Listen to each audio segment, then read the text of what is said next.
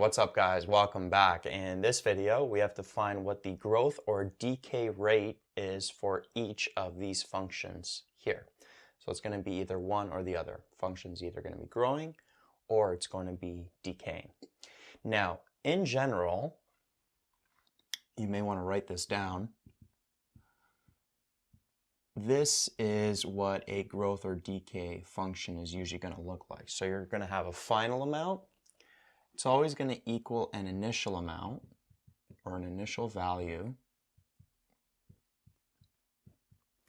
times 1 plus r to the power of a certain number of periods. Right? So you're going to have an initial amount here, initial value in brackets, and then you're going to be growing it at a certain rate. And it's going to be 1 plus r. So this here, this r, that is the growth or the decay rate that you're looking for. And remember, this here is going to be in decimals. Right? That rate's going to be in decimals. So if you want to convert it to percentages, you're going to have to multiply it by 100. And then t here is just going to be the number of periods. It's either going to be growing per month, growing per year, whatever the question states. Right? So this is the general format. And notice that all of these are in that format. So if this question was asking you what the initial amount is for each of these, well, easy to tell. It's 20, 100, 20, and 10. But they are asking for the growth or decay rate. So basically, we have to work with each of these brackets here. So pretty simple. All we do is we take this expression, 1 plus r,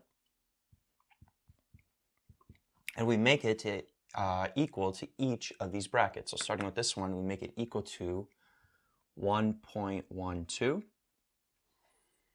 Okay, so here, bring the 1 over. R is going to be 1.12 minus 1. So R is going to be 0.12. Okay, and that's in decimals. So if you want it in percentages, multiply that by 100, 12%. So this function here has a growth rate of 12%. Now, how do we know that it is a growth rate and not a decay rate? It's because it's positive. Whenever you solve for this r value and it ends up being negative, it means that it's a decay rate. It means that that initial amount is going to be getting smaller and smaller. But in this case, since we got a positive r, we know that in this case, this 20 is just getting larger and larger. If we keep plugging in values of 1, 2, 3, 4, 5, 6, 7, etc., for t, you're going to see each amount gets larger and larger. So that's when you know you're dealing with a growth scenario. Right? So 12% is the answer for number 1. Now, what about number 2? Well, we would plug in 4 here, right, for that entire bracket. So here, r would be what? 4 minus 1, which would give us 3. Remember, this is in decimals, so if we multiply that by 100, it means that the growth rate is 300%, and it's a growth rate because it's positive. Okay, so be careful with these whole numbers here. A lot of time you'll see 2 here, like something will be doubling. So if we had 1 plus r is equal to 2, bring the 1 over, we would get r is equal to 1, but we have to multiply that by 100 to get it in percentages, so 100%. So if something is doubling, it means it's growing by 100%, right? That's the growth rate.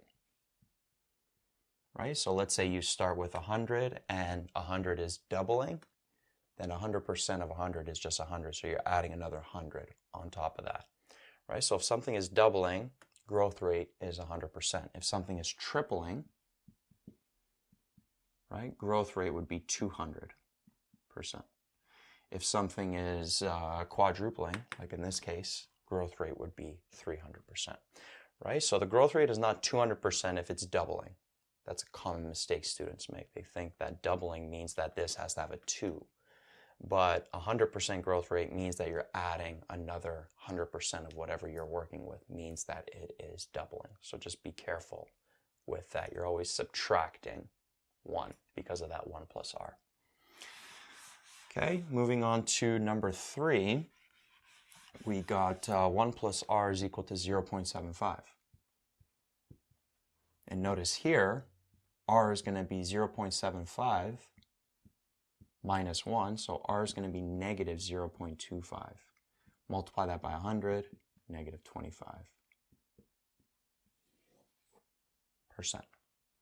So here we're dealing with a decay rate, right? This is decaying. 20 times 0.75 gives us a smaller number, and then that number multiplied by 0.75 gives us another smaller number. So this here is a decay rate of negative 25%. And then finally, number 4, 1 plus r is equal to 2 over 3.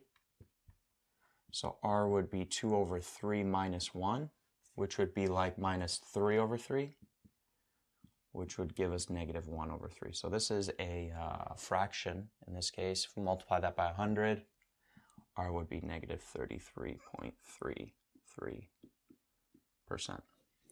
So again, dealing with a decay rate because it's negative. So this here, negative 33.33%. That's the decay rate for this function.